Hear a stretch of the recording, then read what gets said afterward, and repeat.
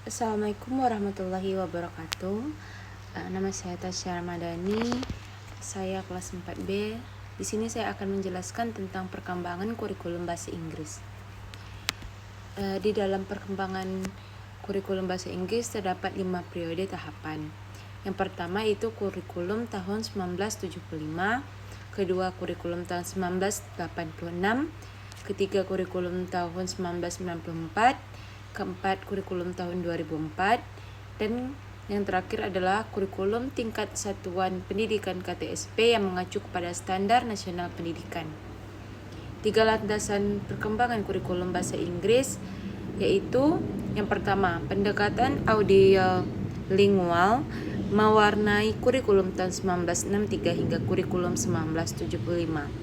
Yang kedua, pendekatan komunikatif mendasari kurikulum tahun 1986 hingga tahun 1994. Pendekatan gabungan antara pendekatan komunikatif berbasis wacana dengan pendekatan literasi mewarnai naskah kurikulum 2004 dan kurikulum tingkat satuan pendidikan atau KTSP yang bermuara pada naskah kurikulum tahun 2004. Langkah yang digunakan dalam kajian teoretik terhadap kurikulum bahasa asing umumnya mencakup 3 pertanyaan berikut. Yang pertama, landasan filsafat pendidikan, apakah yang melandasi kurikulum bahasa asing?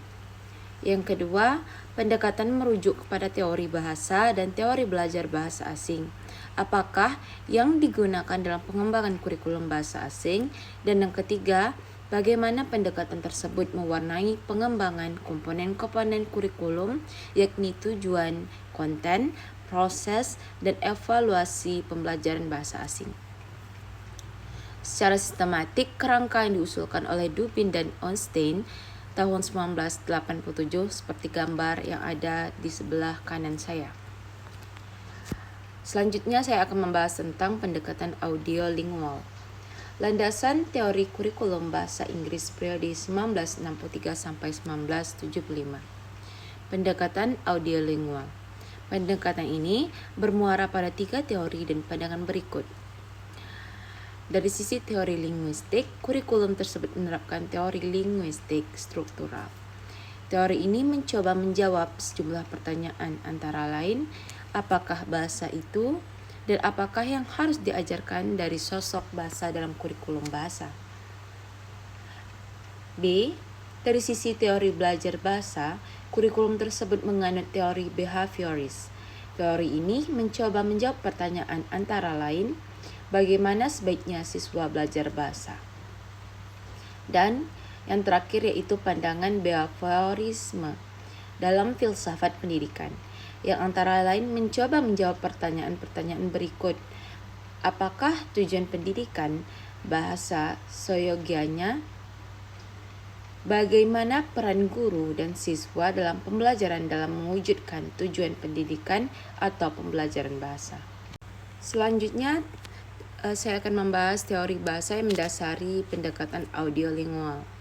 Teori bahasa yang mendasari model audiolingual adalah aliran linguistik struktural yang dikembangkan di Amerika Serikat.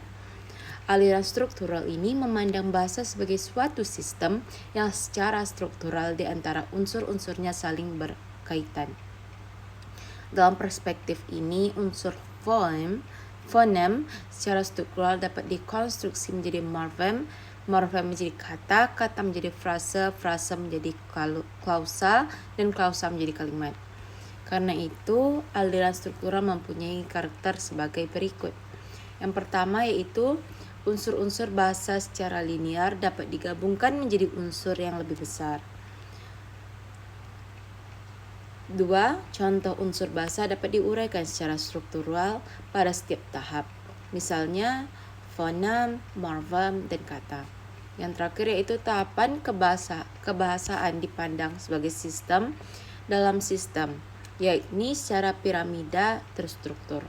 Misalnya, fonem dapat dibentuk menjadi morfem, dan morfem menjadi kata, dan kata dapat dikonstruksi menjadi frase, klausa, dan kalimat. Pandangan lain dari aliran linguistik struktural. Pandangan lain dari aliran ini adalah bahasa dipandang sebagai tuturan atau speech. Ini terjadi mengingat tidak semua bahasa memiliki bentuk tertulis dan orang cenderung belajar berbicara terlebih dahulu sebelum belajar membaca dan menulis.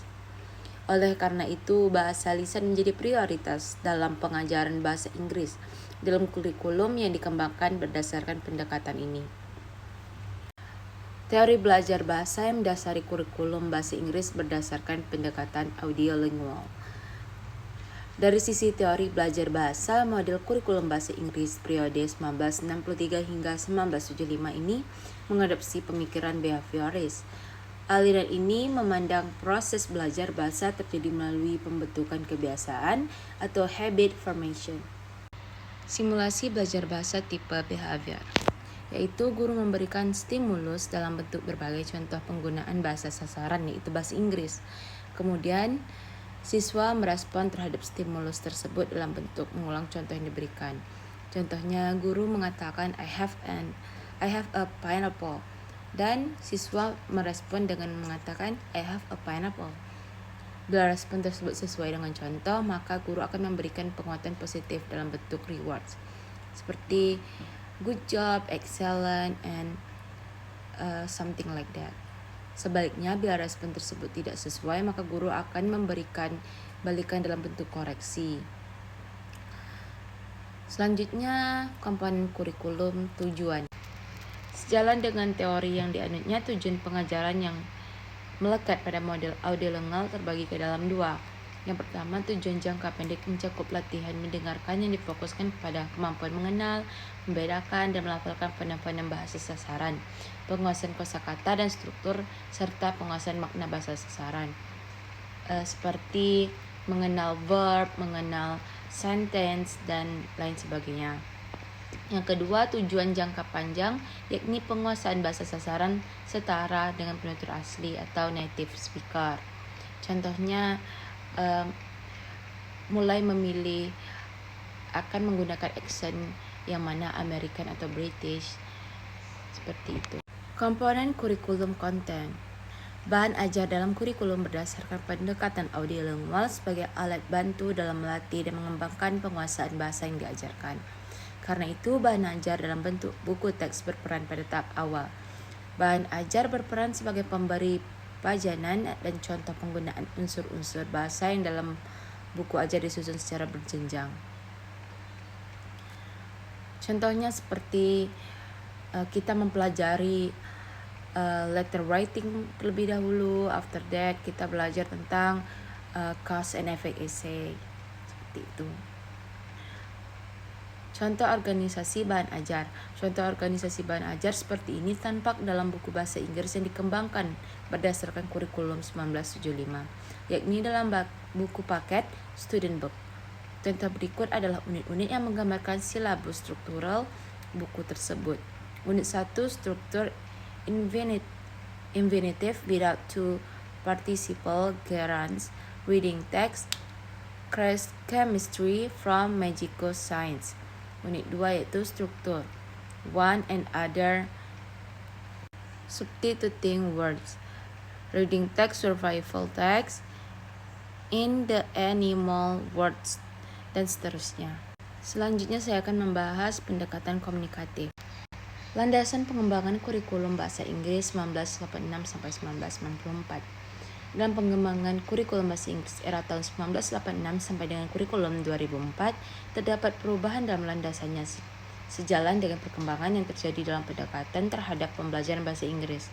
Pada tahun 1980-an, di negara-negara Eropa Barat yang tergabung dalam Council of Europe, dikembangkan pendekatan komunikatif atau communicative approach oleh beberapa ahli linguistik terapan seperti Wilkin, Windowson,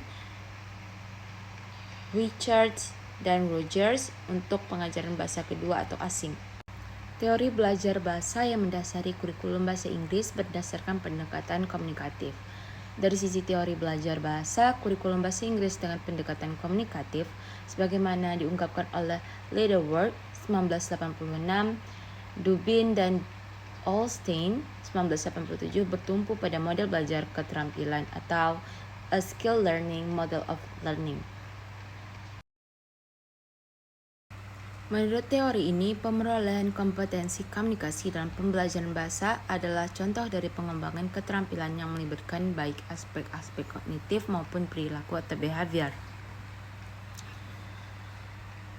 Sementara itu, menurut Noonan dalam Brown 2001, teori belajar bahasa yang mendasari model komunikatif lebih bertumpu pada aliran kognitif, khususnya lebih banyak mengadopsi prinsip-prinsip pengajaran bermakna atau meaningful principles of learning yang dikembangkan oleh Ausubel. Menurut pandangan ini, belajar akan bermakna bagi pembelajar bila apa yang dipelajari oleh siswa berkaitan dengan apa yang diketahui oleh dan dialaminya.